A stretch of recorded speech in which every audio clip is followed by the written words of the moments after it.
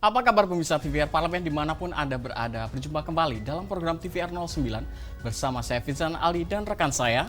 Dan saya Nazia Sudirja. Dalam 30 menit ke depan kami akan sajikan kepada Anda sejumlah berita nasional, khususnya dari sudut pandang DPR RI sebagai referensi Anda dalam memahami dinamika politik, hukum, ekonomi, sosial, dan budaya di Indonesia. Dan pemirsa TVR Parlemen, inilah TVR 09 selengkapnya.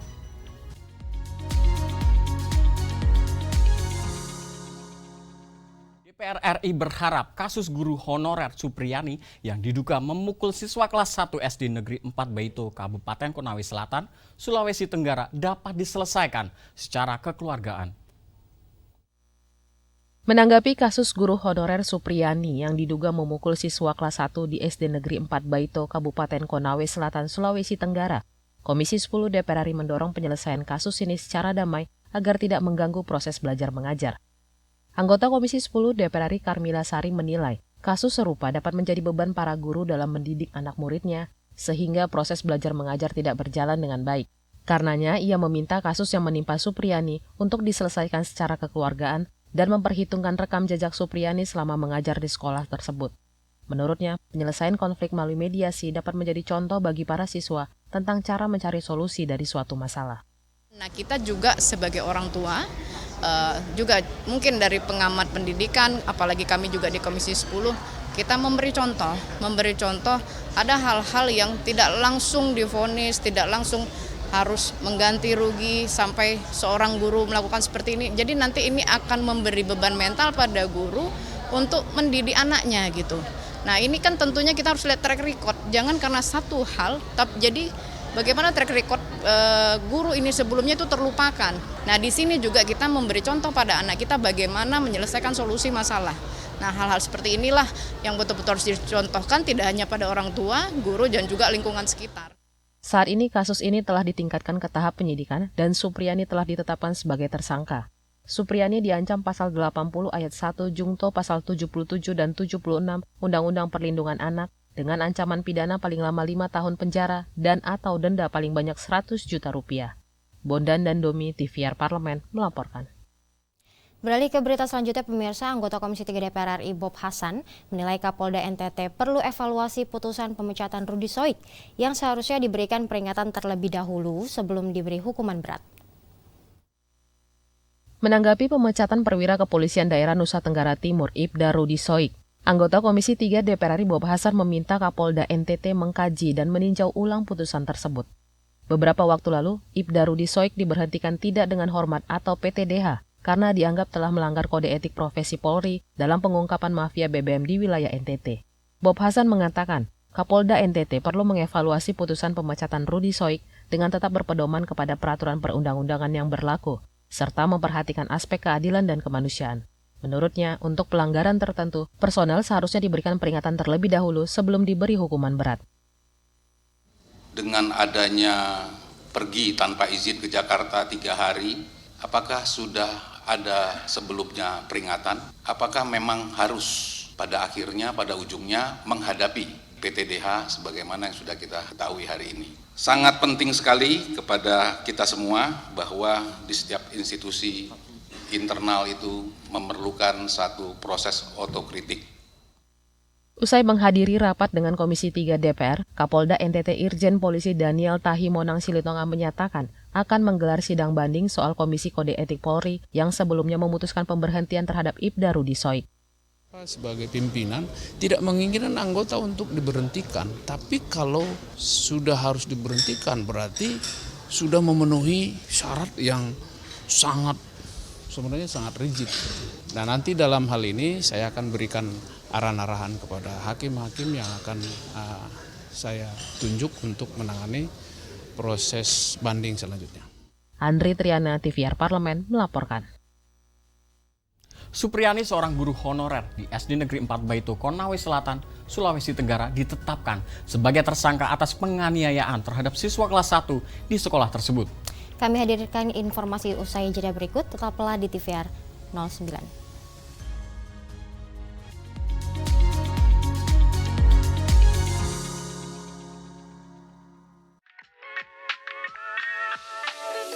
Saya diberi tugas juga oleh Bapak mentor saya, Pak Zulkifli Hasan, beserta sekjen saya, Pak Edi Suparno. Saya selama ini tenaga ahli di Komisi 7 dan di partai juga biasa-biasa saja, tidak menyandang jabatan yang spektakuler. Saya hanya membantu hal-hal yang bersifat spesifik apabila dibutuhkan. Dari situlah saya banyak belajar, mengenal orang, kemudian meyakinkan diri untuk bisa di ruang politik inilah saya bisa berkembang.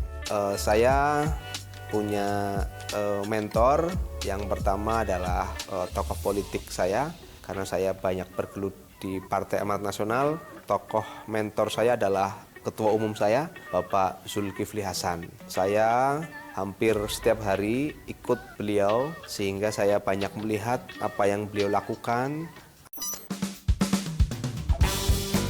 Benar atau tidak, Badan Meteorologi, Klimatologi, dan Geofisika adalah mitra kerja Komisi 2? Salah. Bapak, benar atau tidak, di tahun 2024 Indonesia masuk ke dalam urutan 5 terbesar potensi panas bumi atau geotermal? Betul. Benar atau tidak, kepanjangan dari PAN adalah Partai Amanah Nasional? Benar. Partai Amanat Nasional ya. Oke, Iya. terima kasih Bapak. Segera, hanya di TVR Parlemen.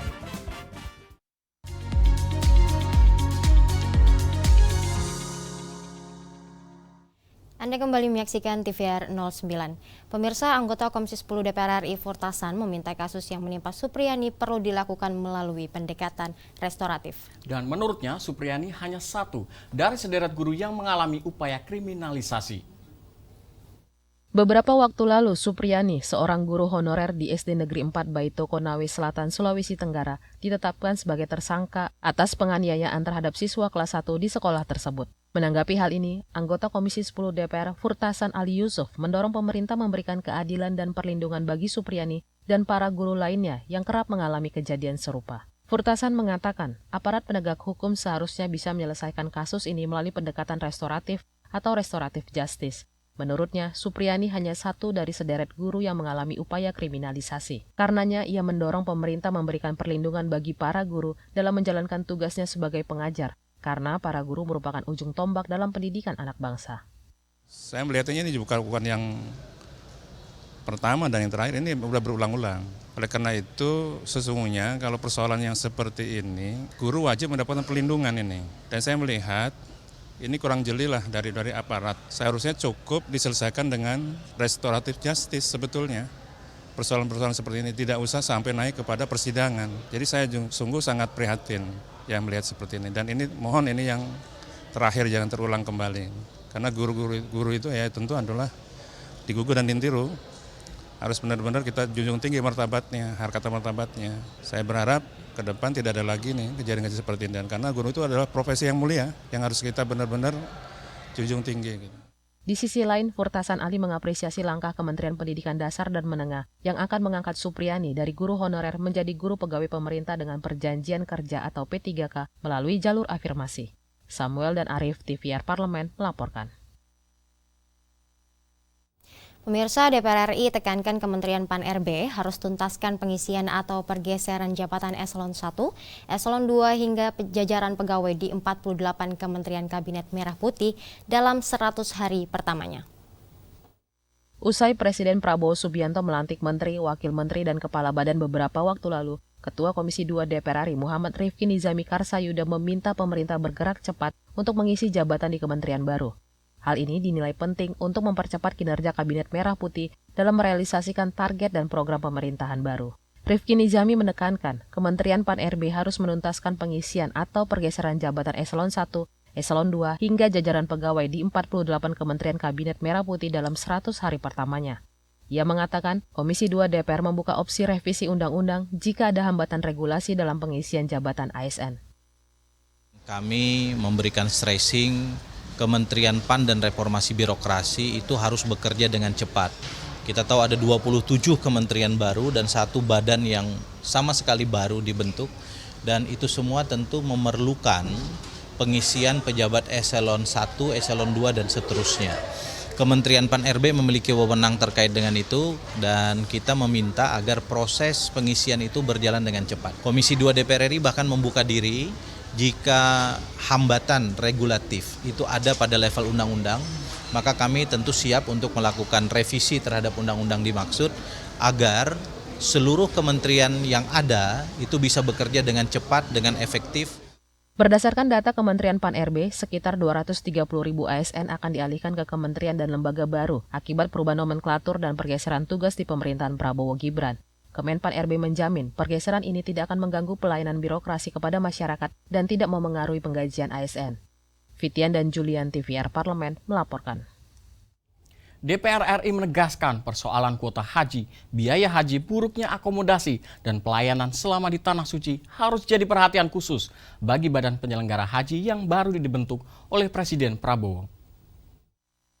Untuk meningkatkan layanan bagi jemaah haji, Komisi 8 DPR RI mendukung pembentukan Badan Penyelenggara Haji. Anggota Komisi 8 DPR Maman Imanul Haq meminta karut-marut pada pelaksanaan haji tahun 2024 lalu menjadi catatan penting agar Badan Penyelenggara Haji bisa menghadirkan penyelenggaraan ibadah haji maupun umroh yang profesional di tahun-tahun mendatang. Maman Imanul Haq mengatakan, persoalan kuota haji, biaya haji, buruknya akomodasi dan pelayanan selama di Tanah Suci harus jadi perhatian khusus bagi Badan Penyelenggara Haji yang baru saja dibentuk oleh Presiden Prabowo Subianto melalui Kepres nomor 144P tahun 2024. Ia mengatakan DPR akan mendukung perbaikan layanan haji, termasuk melalui revisi Undang-Undang nomor 8 tahun 2019 tentang penyelenggaraan ibadah haji dan umroh. Menunjukkan profesionalitas, bukan asal siapa yang dekat dengan menterinya itu diajak. Nah, termasuk juga catatan-catatan lain adalah soal dari mulai penerbangan, lalu juga akomodasi, termasuk catering, termasuk yang hari ini akan menjadi diskusi sangat penting itu adalah soal fatwa MUI itu. Penggunaan dana maslahat, termasuk dana dari jamaah haji yang belum berangkat untuk dijadikan biaya berangkat haji itu menjadi hal penting yang dibahas secara cepat. Tapi pada intinya kami di Komisi 8 akan sangat membantu. Pertama, kehadiran badan haji ini harus segera match dengan penyelenggaraan haji yang akan datang. Tentu kami membutuhkan revisi Undang-Undang Haji, revisi Undang-Undang BPKH. Badan Penyelenggara Haji direncanakan akan beroperasi secara mandiri pada tahun 2025 mendatang. Sementara itu, badan ini masih akan berkolaborasi dengan Direktorat Haji dan Umroh Kementerian Agama RI. Rifki dan Ade TVR Parlemen melaporkan. Pemecahan kementerian di sektor pendidikan Kabinet Prabowo Subianto menghadirkan perubahan besar dalam tata kelola pendidikan di Indonesia. Dan pemecahan ini tentunya memiliki implikasi besar, baik dalam hal kebijakan, alokasi anggaran, maupun pelaksanaannya di lapangan. Kami hadirkan informasinya sesaat lagi, tetaplah bersama kami di TVR 09.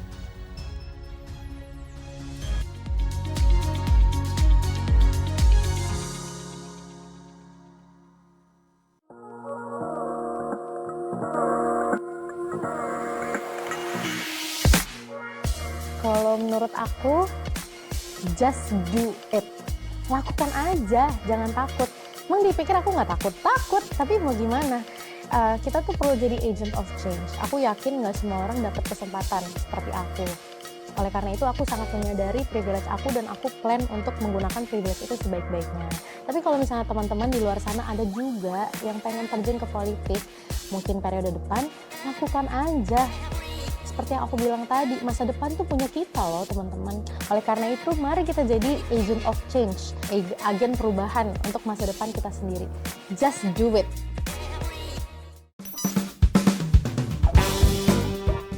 Benar atau tidak, Ketua Umum Partai Gerindra adalah Bapak Prabowo Subianto? Benar.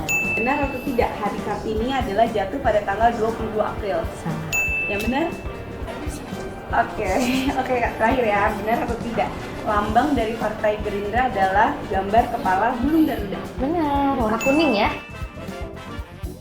Segera, hanya di TVR Parlemen.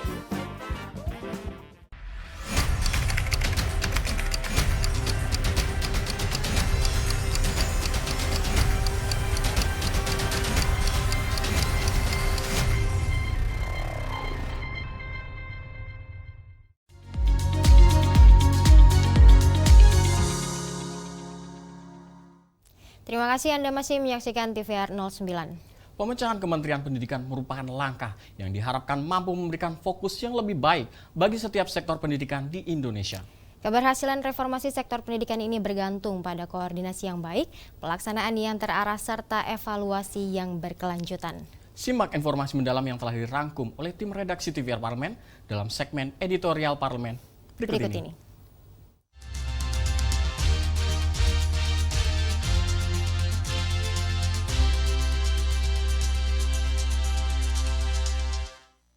Pemecahan kementerian di sektor pendidikan Kabinet Prabowo Subianto menghadirkan perubahan besar dalam tata kelola pendidikan di Indonesia.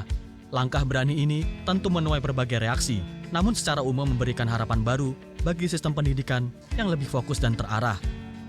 Kementerian yang sebelumnya dipegang oleh Nadiem Makarim kini dibagi menjadi Kementerian Pendidikan Dasar dan Menengah, Kementerian Pendidikan Tinggi, Sains dan Teknologi, serta Kementerian Kebudayaan. Pemecahan ini tentu memiliki implikasi besar, baik dalam hal kebijakan, alokasi anggaran, maupun pelaksanaannya di lapangan. Pemecahan Kementerian Pendidikan merupakan langkah strategis yang bertujuan untuk memperkuat sektor-sektor pendidikan yang selama ini mungkin terabaikan. Hal ini juga memungkinkan adanya kebijakan yang lebih terarah dan sesuai dengan kebutuhan di setiap jenjang pendidikan. Namun, pemecahan kementerian ini juga menghadirkan tantangan, terutama dalam hal koordinasi antara ketiga kementerian tersebut. Mengingat, sistem pendidikan merupakan satu kesatuan yang tidak dapat dipisahkan begitu saja, dan setiap jenjang pendidikan memiliki keterkaitan yang erat. Pastinya kan dengan pemisahan ini akan ada kebutuhan manajemen pasti gitu, tapi kami juga tidak berharap anggaran untuk 2025 ini terlalu banyak digunakan untuk dukungan manajemen, karena masyarakat juga sangat menunggu program-program yang langsung terasa ya dan menyentuh kepentingan mereka. Dan alhamdulillah memang dana-dana untuk kepentingan visi misi presiden dan wakil presiden terpilih sudah teralokasi, seperti dana untuk makan siang bergizi ataupun juga dana untuk membangun sekolah-sekolah unggulan. Mungkin kami juga nanti akan memeriksa kembali dari pemecahan ketiga kementerian ini, bisa jadi ada pergeseran-pergeseran dan semua itu harus diputuskan bersama DPR, tidak diputuskan sendiri oleh masing-masing kementerian itu tentunya. Jadi kami bersiap-siap untuk membahas juga hal itu. Senada dengan pemerintahan baru, DPR RI juga terus berkomitmen mengawal pemerataan pendidikan Indonesia, khususnya di daerah tertinggal, terdepan dan terluar. Tak hanya itu, kualitas dan kesejahteraan para tenaga kependidikan juga menjadi salah satu fokus yang akan diperjuangkan. DPR RI akan memastikan masyarakat Indonesia dapat mengenyam pendidikan minimal sampai tingkat SMA, mengingat pendidikan merupakan ujung tombak dalam meningkatkan kualitas SDM yang terampil dan berdaya saing. Kalau kita berniat untuk bisa mencapai satu kondisi Indonesia Emas 2045, maka pilihannya adalah menyiapkan SDM unggul dari sekarang. Dan SDM unggul itu harus diawali dengan menguatkan aspek pendidikan. Aspek pendidikan kita didasari oleh kesiapan kualitas, pemerataan pendidikan, dan itu masih jadi PR. Saat ini kita masih belum bisa meratakan kualitas pendidikan di seluruh Indonesia. Jikapun kemudian masing-masing daerah ada sekolah-sekolah yang diunggulkan, tetap saja kita punya problem adalah bagaimana menguatkan SDM guru, satu, kesejahteraan guru, kedua, ketiga, kita juga harus memberikan peluang aksesibilitas bagi anak-anak Indonesia untuk bisa menempuh pendidikan. Saat ini rata-rata lama bersekolahnya masih 8,9 tahun, artinya belum selesai SMP. Dan itu jadi tantangan besar buat kita. Kalau kita mau maju, maka minimalnya harus diselesaikan sampai SMP dan bahkan kemudian kuliah. Sehingga kita tidak boleh membatasi aksesibilitas kita kepada pendidikan di masa yang akan datang. Banyak ya isu-isu yang mungkin juga sebetulnya bukan isu yang baru ya, seperti terkait dengan pemerataan pendidikan, karena gap antar satu daerah dengan daerah lain atau antar kelompok sosial itu masih dirasakan. Jadi tadi juga muncul ya dari beberapa teman agar tetap memperhatikan daerah-daerah yang merupakan daerah 3T supaya pendidikannya itu diberikan perhatian lebih. Kemudian juga kita ingin agar khususnya ya karena pendidikan tinggi, riset dan teknologi, termasuk juga ada BPS di sini, kita ingin bahwa data-data itu digunakan atau hasil riset itu digunakan sebagai basis untuk pengambilan keputusan ke depannya. Dan kita juga ingin agar para pendidik dan tenaga kependidikan yang mungkin saat ini termasuk dosen-dosen gitu ya yang masih memiliki berbagai keluhan, baik itu menyangkut kesejahteraannya, mungkin pengakuan statusnya, termasuk juga perlindungannya, itu juga masih menjadi satu pekerjaan rumah yang harus dituntaskan. Pemecahan Kementerian Pendidikan merupakan langkah yang diharapkan mampu memberikan fokus yang lebih baik bagi setiap sektor pendidikan di Indonesia. Penunjukan figur-figur berkompeten di setiap kementerian memberikan harapan bahwa reformasi ini dapat berjalan dengan efektif dan memberikan dampak nyata bagi pendidikan nasional. Keberhasilan reformasi sektor pendidikan ini bergantung pada koordinasi yang baik, pelaksanaan yang terarah, serta evaluasi yang berkelanjutan. Dengan dukungan dari semua pihak, reformasi ini diharapkan mampu membawa sistem pendidikan Indonesia ke arah yang lebih baik, merata, dan siap menghadapi tantangan global. Tim Liputan TVR Parlemen melaporkan.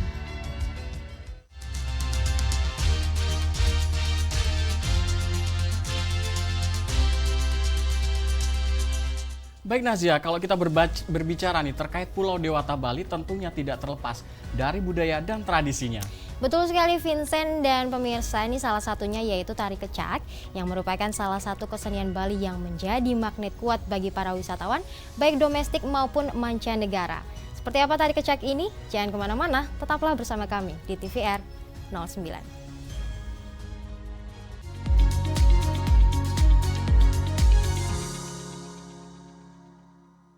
Dengan semangat Sumpah Pemuda, kita bisa bersatu menghadapi setiap tantangan, mewujudkan cita-cita bangsa dan menjaga keutuhan NKRI.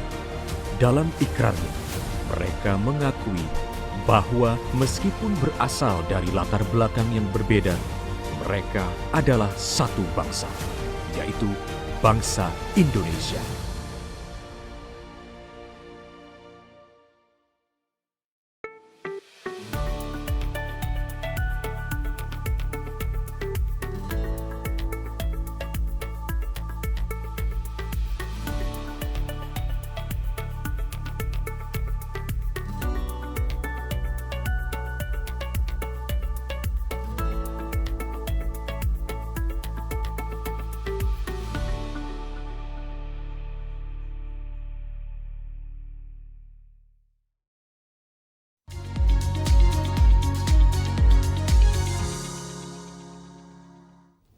Terima kasih Anda masih menyaksikan TVR 09. Baik pemirsa dan Nazia, tari kecak Bali merupakan tarian tradisional yang eksotis, unik dan memiliki ciri khas dengan menampilkan suasana magis. Dan Vincent dan juga pemirsa, ini ada informasi menarik nih, di mana dulunya ini cukup sulit untuk menyaksikan tari kecak ini karena tari kecak merupakan tarian sakral yang hanya bisa dipentaskan di dalam pura. Seiring berjalannya waktu, tari kecak ini mengalami perkembangan yang luar biasa dan akhirnya dikenal luas oleh dunia. Dan tentunya pemirsa dan Nazia, tarian tradisional ini dapat dilihat dengan mengunjungi beberapa tempat terbaik di Bali, di mana tiap tempat memiliki keunikan tersendiri. Dan tanpa berlama-lama, mari kita saksikan tayangan eksotisme tari kecak pada segmen Intips, Informasi dan Tips berikut ini.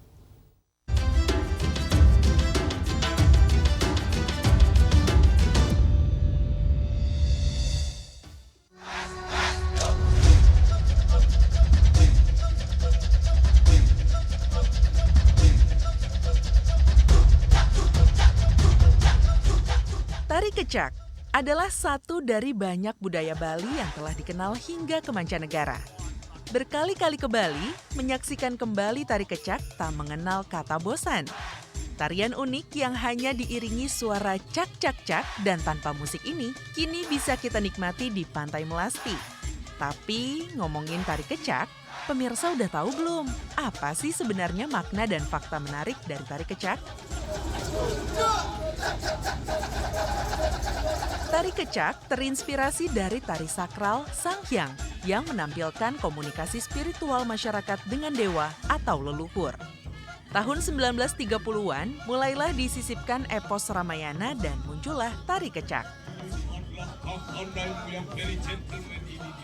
Singkatnya, kisah Ramayana menceritakan kisah cinta antara seorang raja bernama Sang Ramadewa yang berusaha menyelamatkan permaisurinya Dewi Sita yang diculik oleh raja raksasa jahat bernama Rahwana. Dalam proses menyelamatkan permaisuri, Sang Rama ditemani oleh adiknya bernama Laksmana dan dibantu oleh Kera Putih Hanoman. Nah, salah satu adegan dari kisah Ramayana yang ditampilkan pada tari kecak kali ini adalah Titi Situbanda. yaitu adegan pembangunan jembatan dengan bebatuan besar oleh Sang Hanoman dan pasukan kera untuk menyelamatkan Dewi Sita dari Raja Raksasa Jahat. Jadi ketika kita menonton tari kecak, kita bukan hanya menikmati tariannya saja pemirsa, tapi juga ada adegan kisah rakyat yang diceritakan di dalamnya. Sebelum memulai pertunjukan, biasanya penonton akan diberikan selebaran berisikan gambaran cerita yang akan ditampilkan. Jadi kita tetap bisa memahami dan menikmati tari kecak.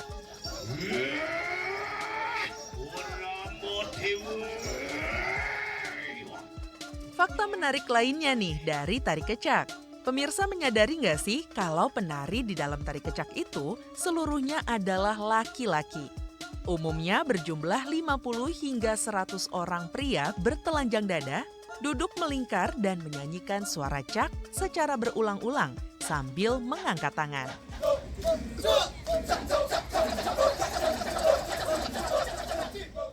Wah, keren banget ya atur nafasnya.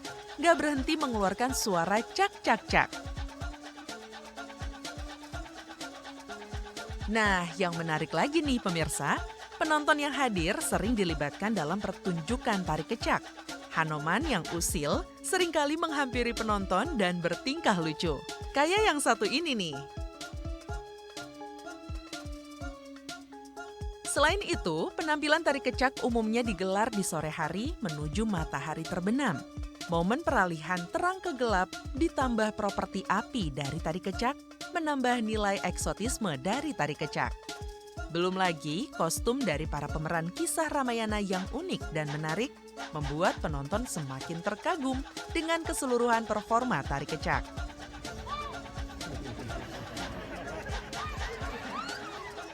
Sangat seru sekali, sangat seru. Ini dihadiri kurang lebih hampir 1.000 orang yang telah hadir yang tadi sini. Sangat luar biasa, begitu ramainya dan begitu serunya lah.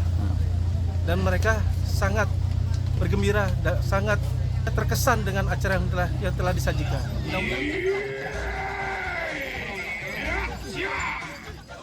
Memang gak ada habisnya untuk terpikat dengan budaya Indonesia, termasuk tari kecak Bali. Kalau pemirsa berkunjung ke Bali, jangan lupa untuk menikmati tari tradisional ini ya. Dipastikan setelah menonton, semua akan turut berdecak kagum.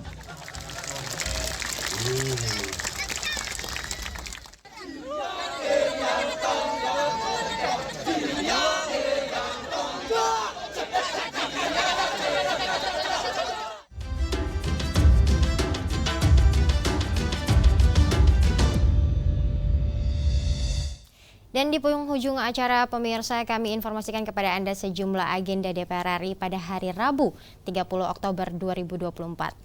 Pada 10 waktu Indonesia Barat nanti, Komisi 5 DPR RI akan mengadakan rapat kerja dengan Menteri Pekerjaan Umum dengan agenda yaitu evaluasi pelaksanaan anggaran pendapatan dan belanja negara tahun anggaran 2024 sampai dengan November 2024, serta pembahasan hasil pemeriksaan semester 2 Badan Pemeriksa Keuangan RI tahun 2023. Sedangkan pada pukul 14 waktu Indonesia Barat, Komisi 2 DPR RI rapat dengar pendapat dengan jajaran Otorita Ibu Kota Nusantara dengan agendanya yaitu perkenalan antara pimpinan dan anggota Komisi 2 DPR RI dengan jajaran Otorita Ibu Kota Nusantara membicarakan progres pembangunan Ibu Kota Negara.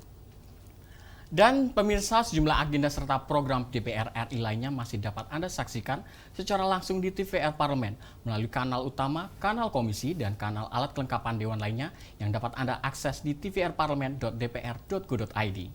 Pemirsa TVR Parlemen, demikian TVR 09 edisi pagi ini.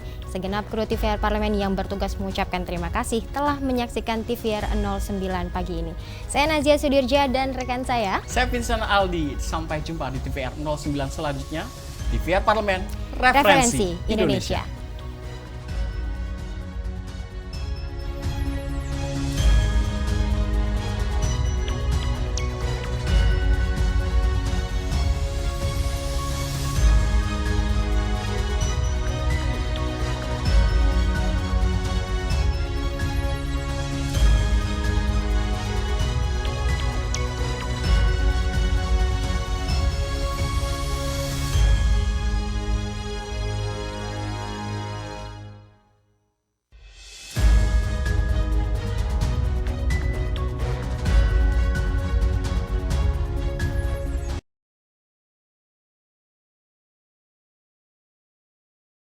dengan